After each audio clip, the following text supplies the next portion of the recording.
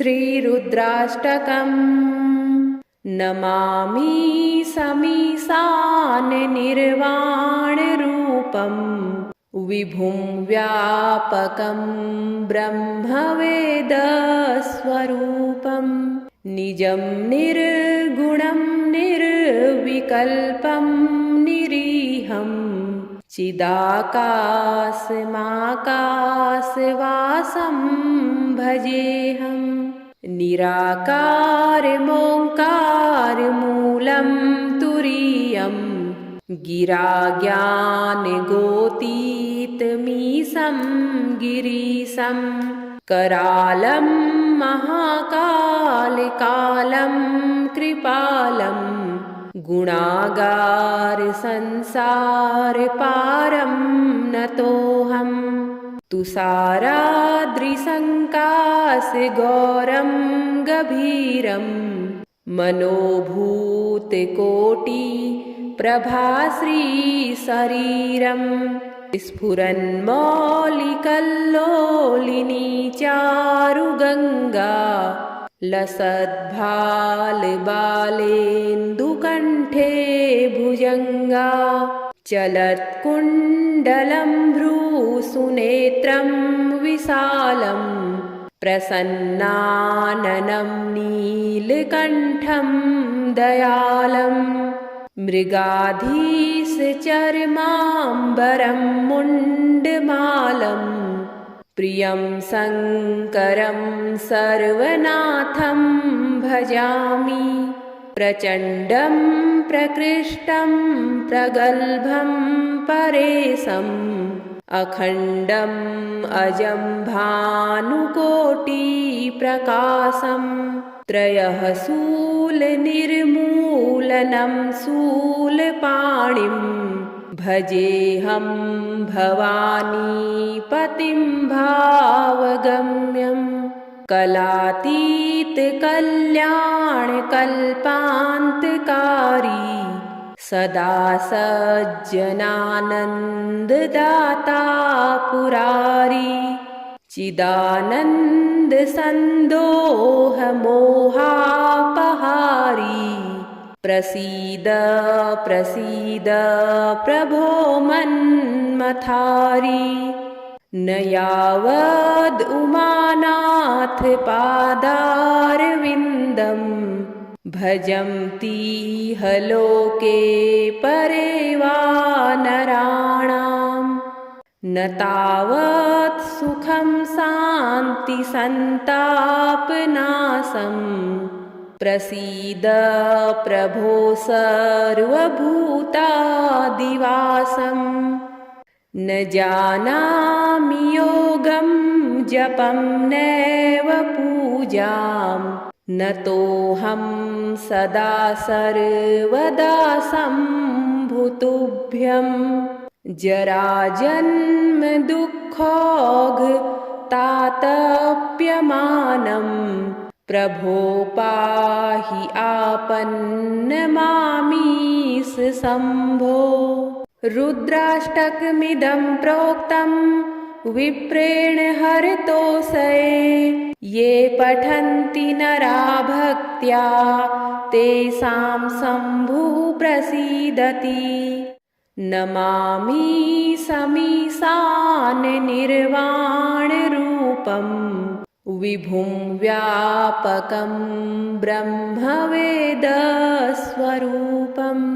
निजं निर्गुणं निर्विकल्पं निरीहं चिदाकाशमाकाशवासं भजेऽहम्। निराकारमोङ्कारमूलं तुरीयं गिराज्ञानगोतीतमीशं गिरीशं करालं महाकालकालं कृपालं गुणागारसंसारपारं नतोऽहम्।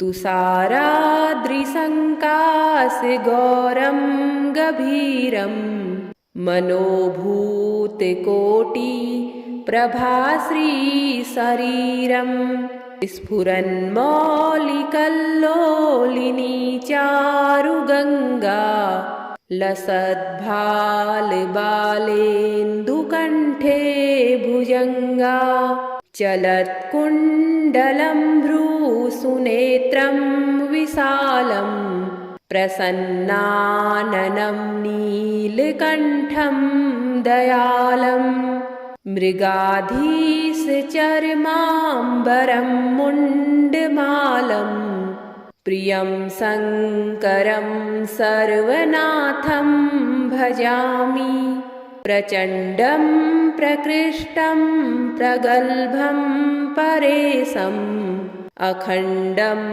अजं भानुकोटिप्रकाशं त्रयः शूलनिर्मूलनं शूलपाणिं भजेऽहं भवानीपतिं भावगम्यं कलातीतकल्याणकल्पान्तकारी सदा सज्जनानन्ददाता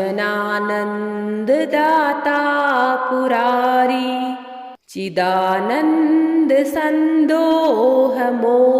चिदानन्दसन्दोहमोहापहारी प्रसीद प्रसीद प्रभो मन्मथारी न यावद् उमानाथ पादारविन्दं भजन्तीह लोके परे वा नराणां न तावत् सुखं शान्ति सन्तापनाशं प्रसीद प्रभो सर्वभूतादिवासं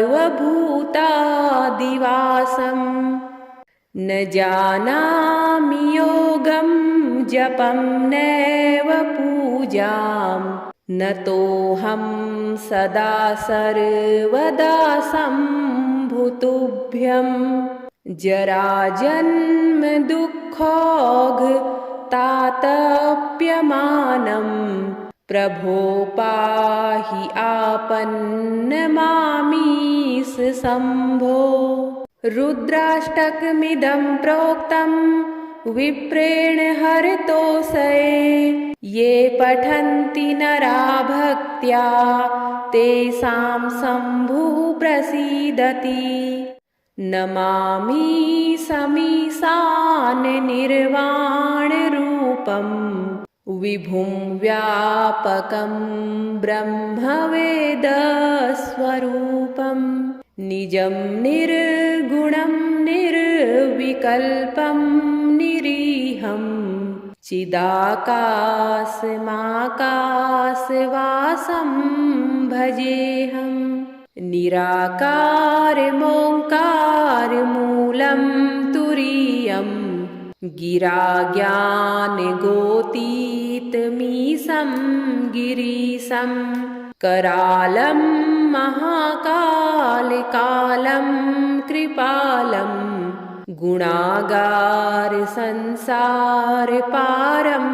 नतोऽहं तुषाराद्रिसङ्काशगौरं गभीरं मनोभूतकोटिप्रभाश्रीशरीरं स्फुरन्मौलिकल्लोलिनी चारुगङ्गा लसद्भालबालेन्दुकण्ठे भुजङ्गा चलत्कुण्डलं भ्रूसुनेत्रं विशालं प्रसन्नाननं नीलकण्ठं दयालं मृगाधीशचर्माम्बरं मुण्डमालं प्रियं शङ्करं सर्वनाथं भजामि प्रचण्डं प्रकृष्टं प्रगल्भं परेशम्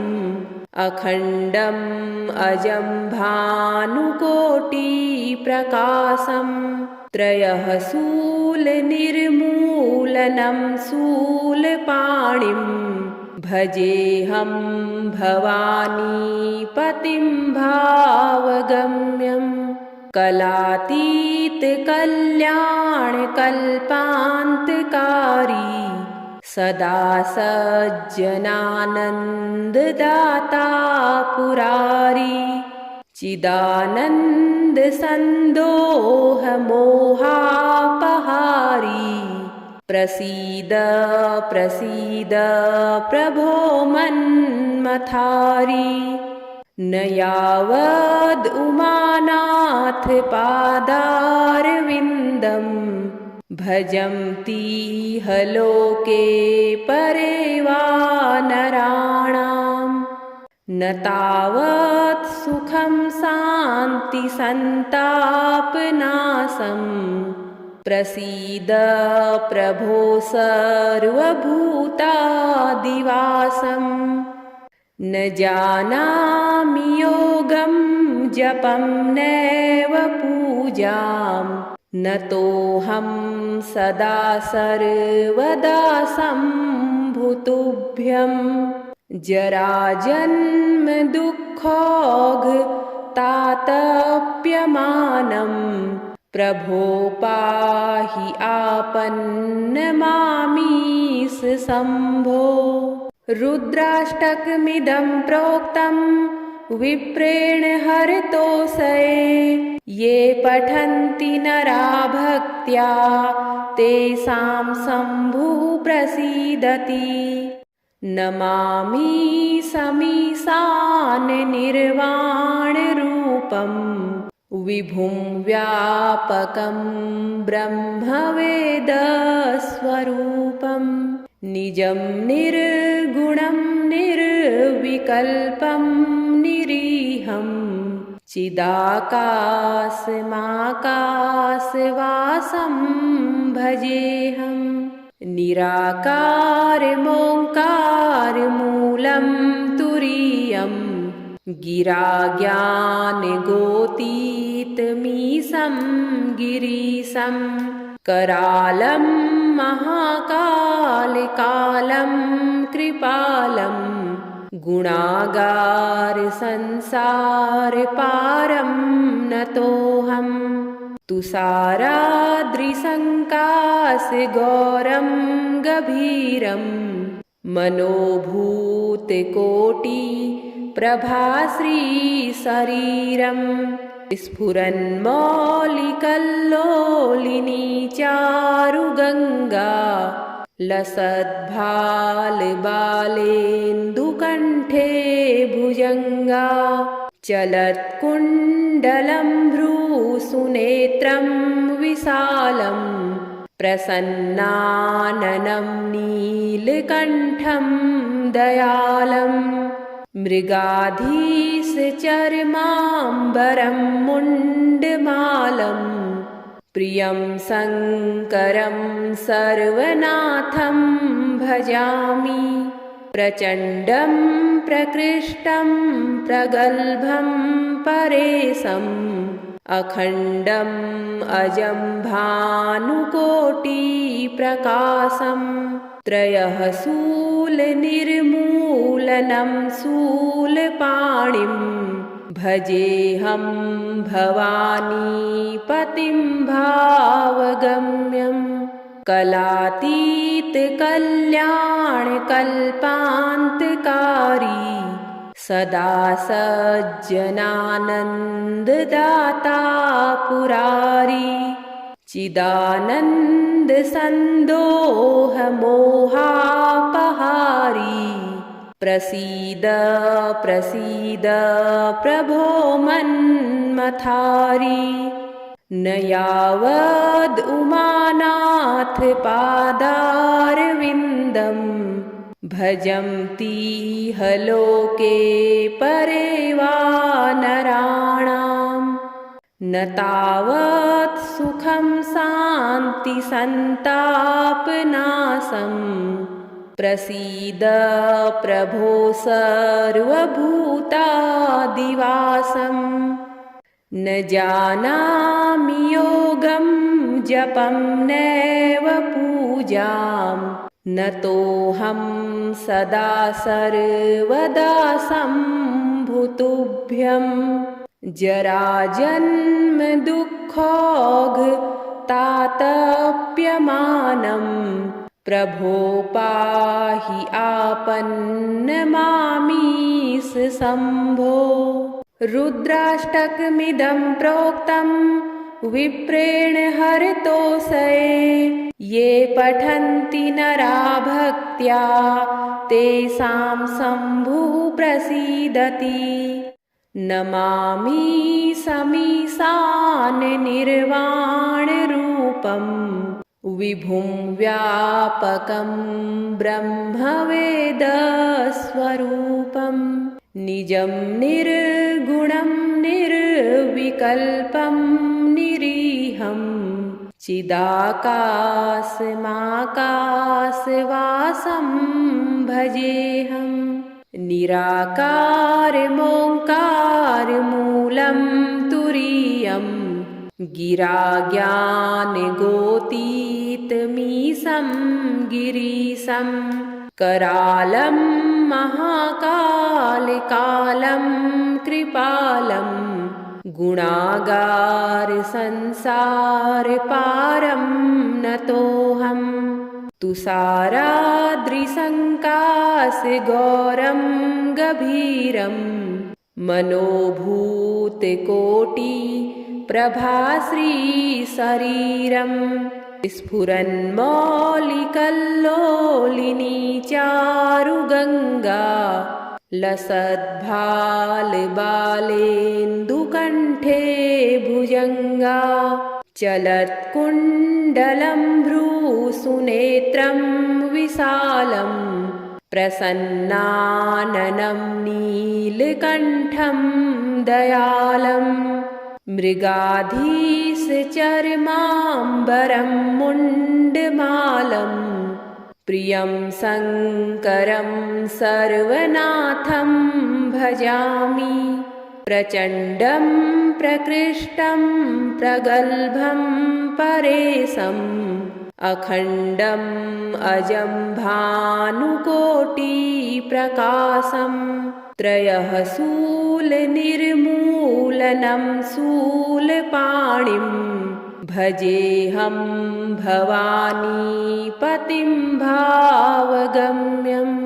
कलातीतकल्याणकल्पान्तकारी सदा सज्जनानन्ददाता पुरारी। चिदानन्दसन्दोहमोहापहारी प्रसीद प्रसीद प्रभो मन्मथारी। न यावद् उमानाथ पादारविन्दं भजन्तीह लोके परे वा नराणां। न तावत् सुखं शान्ति सन्तापनाशं प्रसीद प्रभो सर्वभूतादिवासम्। न जानामि योगं जपं नैव पूजां न तोऽहं सदा सर्वदा सम्भुतुभ्यं। जराजन्म दुःखौघतातप्यमानं प्रभो पाहि आपन्नमामीश शम्भो। रुद्राष्टकमिदं प्रोक्तं विप्रेण हरतोषये। ये पठन्ति नरा भक्त्या तेषां शम्भुः प्रसीदति।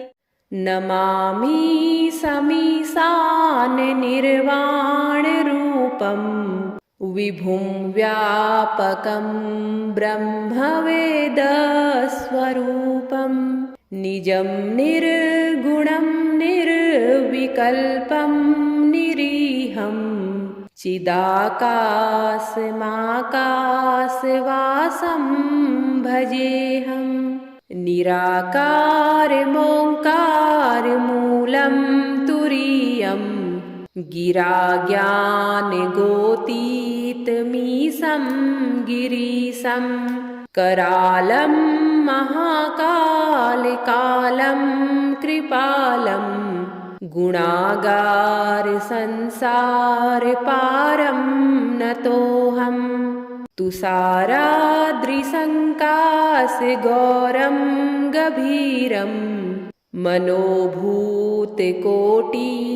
प्रभाश्री शरीरं स्फुरन्मौलिकल्लोलिनी चारुगङ्गा लसद्भालबालेन्दुकण्ठे भुजङ्गा चलत्कुण्डलं भ्रूसुनेत्रं विशालं प्रसन्नाननं नीलकण्ठं दयालं मृगाधीशचर्माम्बरं मुण्डमालं प्रियं शङ्करं सर्वनाथं भजामि प्रचण्डं प्रकृष्टं प्रगल्भं परेशम् अखण्डम् अजं भानुकोटिप्रकाशं त्रयः शूलनिर्मूलनं शूलपाणिं भजेऽहं भवानीपतिं भावगम्यं कलातीतकल्याणकल्पान्तकारी सदा सज्जनानन्ददाता पुरारी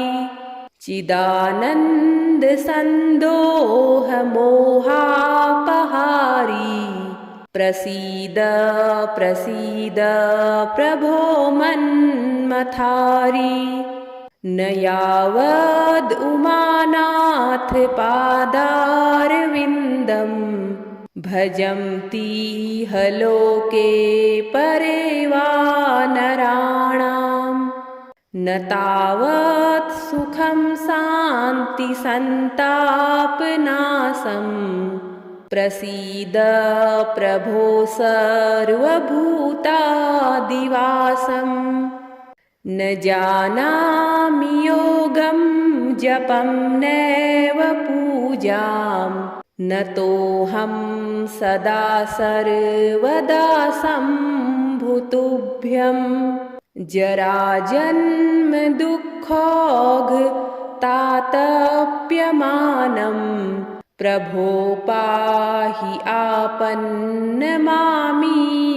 शम्भो रुद्राष्टकमिदं प्रोक्तं विप्रेण हरतोषये ये पठन्ति नरा भक्त्या तेषां शम्भुः प्रसीदति नमामि समीशान निर्वाणरूपं विभुं व्यापकं ब्रह्मवेदस्वरूपं